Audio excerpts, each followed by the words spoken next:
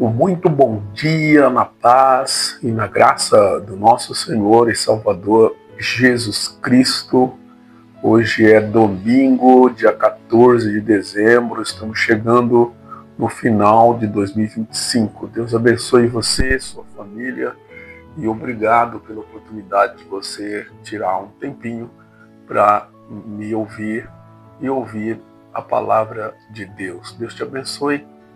E lembrando sempre que quando você curte, quando você comenta, quando você compartilha, a plataforma entende este conteúdo como relevante e ela então divulga para outras pessoas, né? Porque eu gravo aqui, mas ela não libera acesso a todas as pessoas que estão ali na minha lista de amigos, tá? Então, quanto mais as pessoas compartilham e comentam, então ela abre para outros também. Então, me ajude a evangelizar. Estamos no capítulo 12 do Evangelho de Lucas. Esse capítulo 12, ele continua a exploração dos ensinamentos de Jesus, abordando temas de hipocrisia, ansiedade e a riqueza e os deveres do discipulado. E este capítulo é um guia prático para viver a fé em um mundo cheio de desafios e distrações, enfatizando a importância de uma vida centrada em Deus e na fé. Muito bem, os versículos 1 a 3 fala sobre advertências de Jesus contra a hipocrisia. Jesus se dirige à multidão e adverte sobre a hipocrisia dos fariseus, que é como o fermento que pode contaminar toda a massa.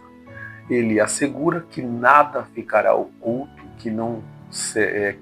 nada vai ficar oculto que não seja revelado.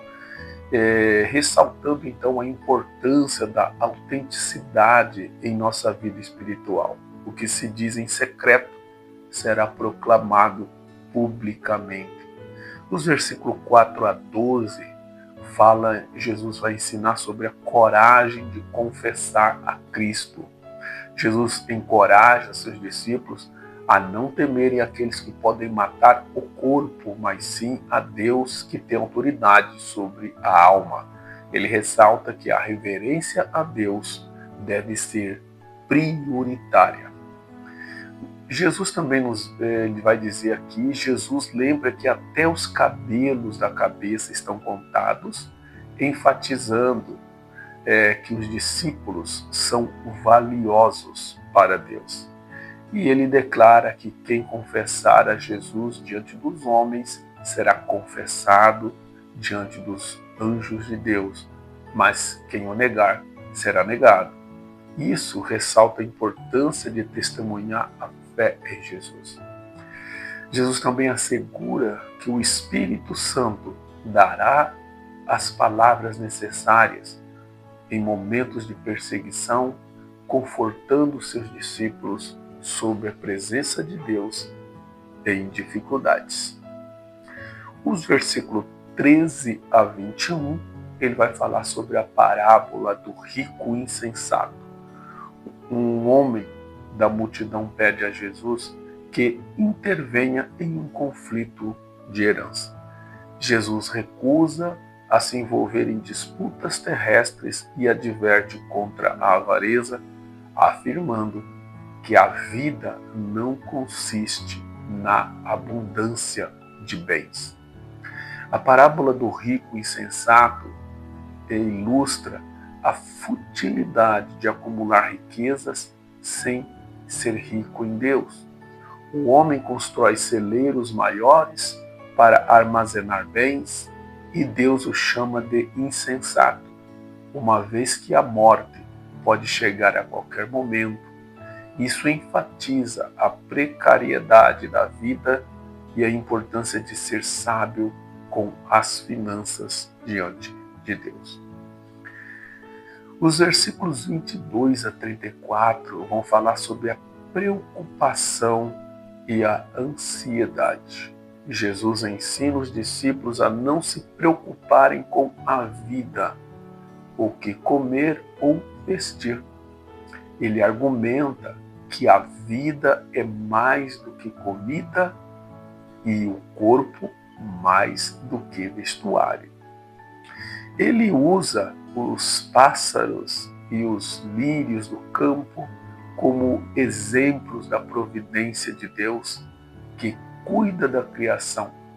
Se Deus cuida dos pássaros e das flores, quanto mais fará por seus filhos?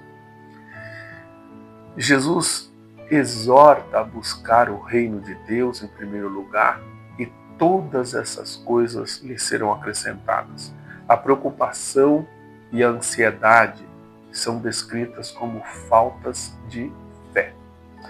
Jesus chama seus discípulos de pequeno rebanho, assegurando-lhe que é do agrado do Pai dar-lhes o reino. Ele os encoraja a acumular tesouros no céu, onde não podem ser destruídos. Os versículos 35 a 48 falam da vigilância e prontidão. Jesus usa a metáfora dos servos esperando pelo retorno do Mestre, enfatizando a vigilância e prontidão na espera da vinda do Senhor. Há promessas de bênção para aqueles que permitem que seus servos sejam encontrados vigilantes quando o Mestre voltar. Jesus alerta sobre a necessidade de estar sempre preparado, pois virá um momento em que não se espera.